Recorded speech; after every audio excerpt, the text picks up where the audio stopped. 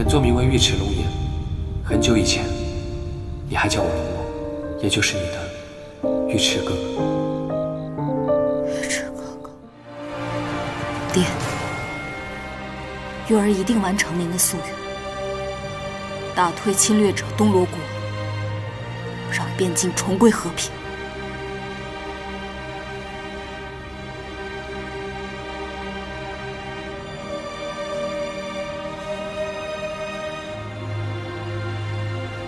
好，如果这是你的愿望，这一路我也会陪着你，帮你实现心愿。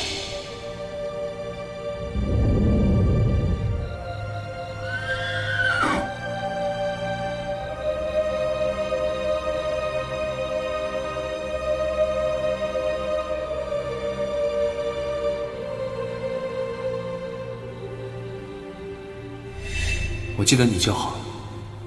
无论你到哪儿，我都能找到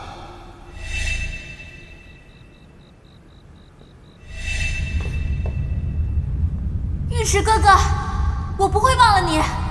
今后，我要决定自己的命运。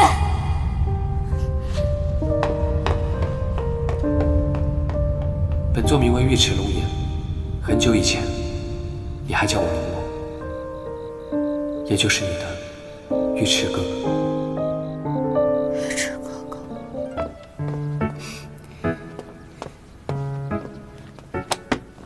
将军，又来啊！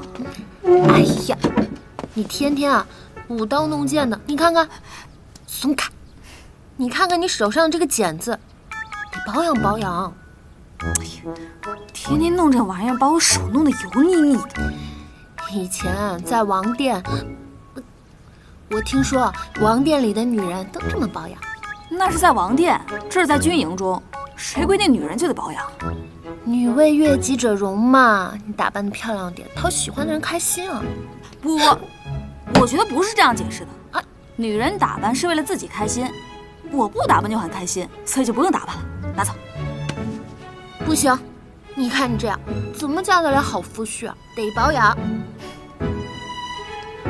爹的遗愿尚未完成，不论儿女私情。再说了，能接受得了我不打扮的人，才是接受了真正的我。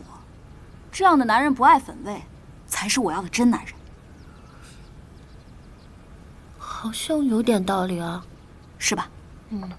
来，所以就赶紧拿走，这是议事大帐，人来人往，不方便。乖，又不保养了，